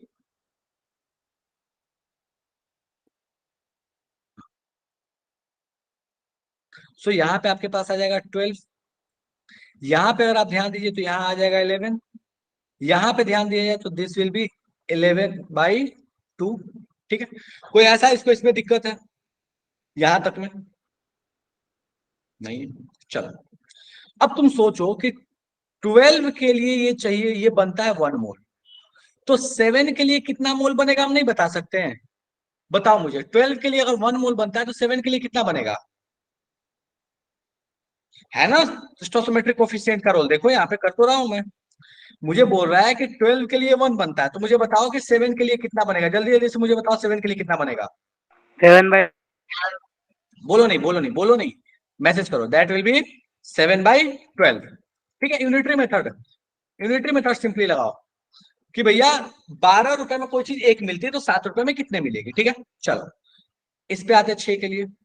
तुम मुझे बताओ कि 11 के लिए ये एक बनता है, 11 में 1 बनता है, तो भैया 6 में कितना बनेगा? 6/11। कोई दिक्कत नहीं है। चलो इस पे आते हैं। मुझे पता है कि 11/2 मतलब 5.5 के लिए 1 बनता है, तो 2.5 के लिए कितना बनेगा? तो हम बोल सकते हैं 2.5 के लिए बनेगा, दैट इज 2/2.5 इंटू 2/11। डन है क्या मामला? कोई ऐसा जिसको C12H22O11 कितना बनेगा ये पता नहीं चल रहा है देख के कि भैया ये कितना होगा, या जो मैंने तीनों आंसर लिखा है इन तीनों में दिक्कत है कि भैया इन तीनों में से कितना कितना बन रहा है मुझे पता नहीं चल रहा है, फटाक से मुझे मैसेज करके बता दो कि हम 5/11 या 6/11 या 7/12 हम कैलकुलेट नहीं कर पाए हैं। डन है। अब मैं अगला क्वेश्चन जो तुमसे पूछने वाला हूं ना, उस अगले क्वेश्चन का मुझे आंसर देना। मुझे एक बात बताओ कि अगर मेरे पास ये ऐसा फ्रेम जो है, ये मेरे पास 3 फ्रेम हो, तीन तीन फ्रेम, और मेरे पास जो लेंस है, ये जो लेंस लगा हुआ है, ये लेंस मेरे पास 4 हो, फ्रेम 3 हो, लेंस 4 हो, तो मुझे बताओ कि ये चश्मा कितना बनेगा, स्पेक्टिकल्स कितने बनेंगे? ये मुझे जल्दी से बताओ तो। फ्रेम 3 हो और लेंस 4 हो, मैसेज करके कोई बोलेगा नहीं। फ्रेम 3 और लेंस 4। नितिन गलत है, मानसी गलत है, सैयद सही है, समृद्धि गलत है, अमन सही है, रोहित गलत है, आकाश सही है, अंकुश सही है, अंशिका गलत है, अर्पित सही है, समृद्धि सही है, रोहित सही है, विवान सही है, निशु सही है। ध्यान दो बाबू, एक फ्रेम में 2 लेंस चाहिए होता है, तो 2 फ्रेम में कितने लेंस चाहिए होंगे? 4 चाहिए होंगे। तीसरे फ्रेम के लिए लेंस बचा क्या? नहीं बचा ना। तो मैं इसके लिए एक रिएक्शन लिखता हूं। देखो ये जो समझ लिया वो तुम समझ लो लिमिटिंग एजेंट हो गया इसका। तो मैं ऐसे लिखा हूं कि 2 लेंस एक फ्रेम जब कंबाइन होते हैं तो एक चश्मा बनता है, दैट इज 1 स्पेक्टिकल्स बनता है। यही है आपका इसका रिएक्शन, यही रिएक्शन है इसका। अब क्या है आपके पास? तो कहता है कि मैंने आपको बोला था 4 लेंसेज है। मैं लिमिटिंग एजेंट नहीं समझा रहा, मैं ऐसे समझा रहा हूं। ये 4 है, ये फ्रेम 3 है, बताओ चश्मा कितना बनेगा? तो मैं एक काम चेक करूंगा, मैं देखूंगा अच्छा 2 के लिए 1 बनता है, तो ये 4 के लिए कितना बनता है अपने पास? तो 2 के लिए 1, तो 4 के लिए 2 बनना चाहिए। ये अपने पास 1 के लिए 1 बनता है, तो 3 के लिए कितना बनना चाहिए? तो 3 बनना चाहिए। और मुझे दिख रहा है, मैंने अभी जस्ट प्रैक्टिकली देखा कि भैया मेरे पास स्पेक्स जो बनेंगे एक्चुअली 2 बनेंगे। मतलब हमेशा प्रोडक्ट वही बनता है जिससे अमाउंट ऑफ प्रोडक्ट कम मिलता हो। कोई लिमिटिंग एजेंट की चर्चा नहीं कर रहा मैं सीधा सा सिंपल कॉन्सेप्ट एक समझा रहा हूं। मुझे बता दो इसमें किसी को तकलीफ है तो। मैंने दोनों रिएक्टेंट से प्रोडक्ट निकाला, जिसके अकॉर्डिंग कम बना वही मेरे पास एक्चुअल अमाउंट ऑफ प्रोडक्ट है। जैसे चश्मे की कहानी कि मेरे पास 4 ग्लास था, मेरे पास 4 लेंस थे, 3 फ्रेम थे, बावजूद इसके चश्मा 2 ही बना। डन है क्या? कोई ऐसा इसको ये बात खोपरे में नहीं गया तो मुझे फटाफट से मैसेज करोगे भैया ये चीज समझ में नहीं आया, जादू हो गया अपने को। तो अपने को तो लग रहा है नोबल हो गया, नहीं चमक रहा है अपने को ये। डन है क्या? डन है, बढ़िया, बहुत बढ़िया, ठीक है। सो अपने को यहां से एक बात खोपड़े में आ गया कि भैया वही अमाउंट ऑफ प्रोडक्ट बनेगा जिसमें सबसे कम अमाउंट ऑफ प्रोडक्ट आता हो, सबसे कम मोल्स आते हो। और हमें सीधा सीधा दिख रहा है इन तीन में कि अपने पास सबसे कम अमाउंट इसमें आ रहा है, दैट इज 5/11, यहाँ 6/11 और यहाँ 7/12। तो सबसे कम कहाँ पे आ रहा है? That is 5/11। सही बात है। सबसे छोटा नंबर यही है। अच्छा मुझे एक बात बताओ कि अगर मुझे मोल्स पता है तो क्या मुझे मास नहीं पता है? पता है, multiplied by molar mass. Multiplied by molar mass करोगे, C12H22O11 कितना आ रहा है? 342 आना चाहिए आई गेस। ठीक है, तो 342 निकाल के चेक करो, 342 से इसको मल्टीप्लाई करो, आंसर आपका आ जाएगा। डन है क्या? मुझे जल्दी से बता दो, किसी को इसमें तकलीफ है तो बताओ, अपन बात करें वापस से, वरना आगे बढ़े। कोई ऐसा जिसको लग रहा हो जादू हो गया, जल्दी से हैंड रेज करो, जल्दी से हैंड रेज करो, शर्माने वाली बात नहीं है, जल्दी से हैंड रेज करो अगर जादू हो गया तो। हो सकता है मैं थोड़ा सा स्पीड जा रहा हूं। डन है, चलिए। तो आप मुझे बताइए, मुझे दिख रहा है ये सबसे मिनिमम नंबर है, सबसे मिनिमम अमाउंट है, मतलब ये आपका एक्चुअल अमाउंट ऑफ मोल्स होगा, ये दोनों होने वाले नहीं है। इसको आप मल्टीप्लाई कर दीजिएगा तो आपके पास जो मास आ जाएगा that will B 5/11 multiplied by 342। इसको सॉल्व करके देखिएगा, जितना भी आंसर आ रहा है तो आप देखो अप्रोक्सीमेटली ये कितना आएगा। तो आपको नीचे दिख रहा है ये 11 और ये ऊपर में 5 है, मतलब जो भी आंसर आएगा 342 के हाफ से नीचे ही आएगा। 342 के हाफ से नीचे आप देख लो कौन सा आंसर आ रहा है, matching matching. So I guess 155.5 आना चाहिए, देख लेते हैं एक बार। हाँ, दैट विल बी 155.5। डन है क्या? मल्टीप्लाई करके देख लेना, कोई दिक्कत नहीं। सॉर्टेड है, बड़े आगे। चलिए नेक्स्ट क्वेश्चन। लिमिटिंग एजेंट पढ़ाया नहीं हो, बिल्कुल नहीं। लिमिटिंग एजेंट मैंने नाम ही नहीं लिया, तुम भूल जाओ कि लिमिटिंग एजेंट जिंदगी में कोई चीज होती है। मैं तो बस सिंपल समझा रहा हूँ कि भैया ऐसा होता है तो आप क्या कर रहे होते हैं। कोई लिमिटिंग एजेंट अभी तक नहीं समझाया मैंने, वो सबसे बाद में बात करेंगे, जब इस स्टोसियोमेट्री को सीख के तब जाके बात करूंगा, जब एक्सेस की जरूरत पड़ेगी। चलिए, सो अगला क्वेश्चन कहता है सेम इसी पैटर्न पे, बोलता है the minimum mass of A2 and B4 required to produce at least 1 kg of each product. ठीक है, बोलता है कि अगर दोनों 1-1 किलो बनाना है तो आप बताइए कि इनका मास कितना कितना लेना पड़ेगा। ये आपका होमवर्क, आप घर पे ट्राई कीजिएगा, ठीक है। आप इसका स्क्रीनशॉट ले लीजिए, घर पे ट्राई कीजिएगा, टाइम काफी कम है तो इसलिए मैं इस पे नहीं जा रहा। ठीक है, चलो, इसका आंसर आएगा ए। आप आराम से ट्राई कर लीजिएगा, आंसर विल बी ए। ठीक है, नेक्स्ट क्वेश्चन पे आते हैं। कहता है कि बताइए Mg3N2 कितना प्रोड्यूस होगा अगर 48 ग्राम Mg ले लिया एंड 34 ग्राम NH3 ले लिया। ये भी आपको लिमिटिंग एजेंट का कॉन्सेप्ट लगेगा, बिल्कुल वैसे जैसे अभी आपको सिखाया था। दोनों के हिसाब से प्रोडक्ट बनाइएगा, जिसके हिसाब से कम अमाउंट आएगा प्रोडक्ट का वही आंसर होगा। फोटो ले लीजिए, स्क्रीनशॉट ले लीजिए, घर पर ट्राई कीजिएगा। ठीक है, अगले क्लास में बात करेंगे लिमिटिंग एजेंट पे, बट बिना जाने अभी सॉल्व करना है इसको। ठीक है, चलो नेक्स्ट। ए आंसर आएगा इसका। ओके, ये भी उसी तरह का कहानी है, मोलर रेशियो 3:1 में CO2 और H2O आ रहा है। बताना है आपको कि NaCO3 कितना परसेंट था। ठीक है, ट्राई कीजिएगा इस क्वेश्चन को कैसे सॉल्व करना है। वक्त कम है इसलिए मैं ज्यादा सॉल्व नहीं करा पाऊंगा, तो आप इसको आराम से घर पर ट्राई कीजिएगा। मैं बस थोड़ा हेल्प कर देता हूँ कि मैग्नीशियम कार्बोनेट आपके पास जब ब्रेक हो रहा होगा, ठीक है, सॉरी, सोडियम बाई कार्बोनेट जब ब्रेक हो रहा होगा तो CO2 और H2O दोनों दे रहा होगा। ठीक है, बाकी आप आराम से घर पर ट्राई कीजिएगा। सर पीछे वाला क्वेश्चन निकालना एक बार फिर से। चलो,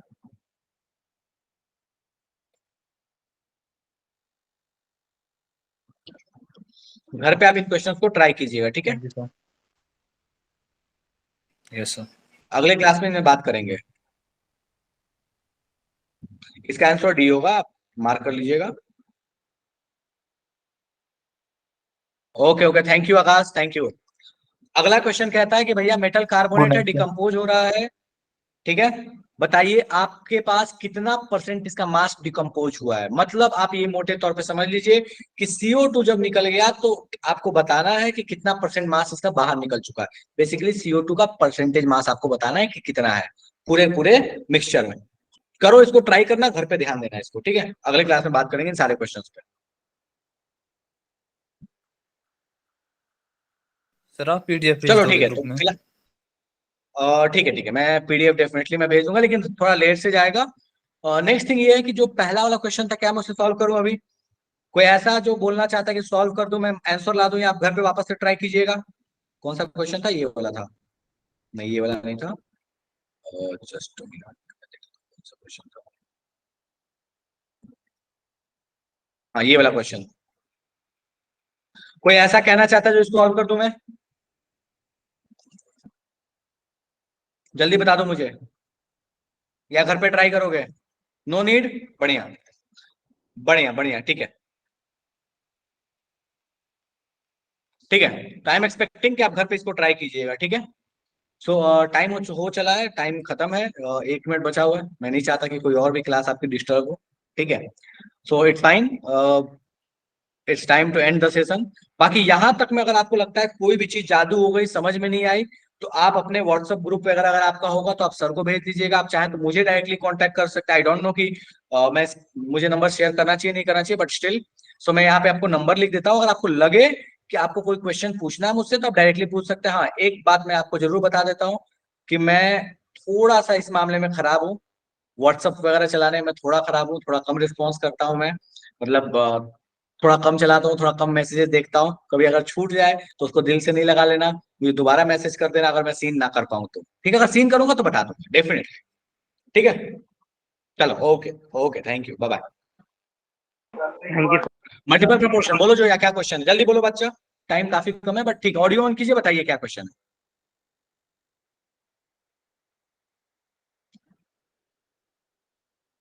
जोया जल्दी बोलो बाबू।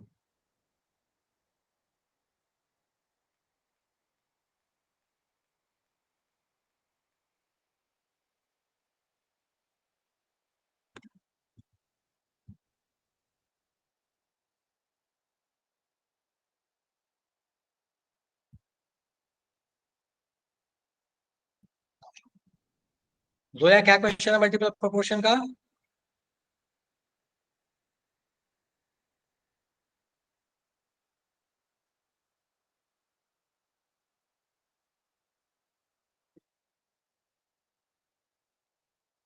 मैं किधर रहता हूँ?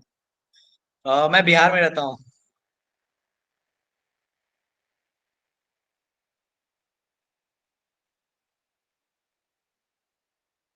हाँ बिल्कुल, लीव कर सकते हो रोहित, कोई दिक्कत नहीं है, जिसको जाना है जा सकते हो। एक बच्चे का क्वेश्चन था इसलिए मैं वेट कर रहा हूँ। कार्बन एंड ऑक्सीजन, पता नहीं चल रहा बेटा, एक बार आप ऑडियो ऑन करके बोल दो ना।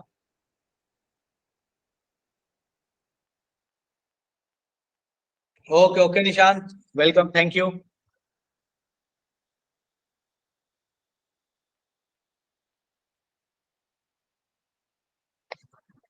जोया, पता नहीं चल रहा बेटा, आप एक बार काम करना, आप मुझे मैसेज कर देना, ठीक है।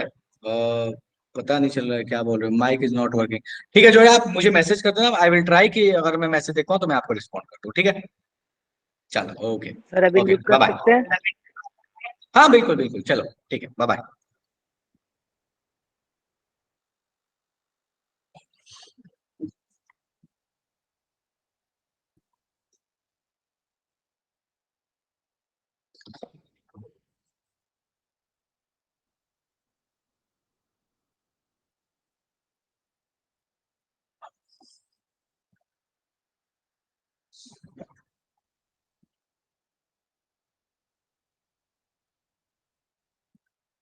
Good night sir.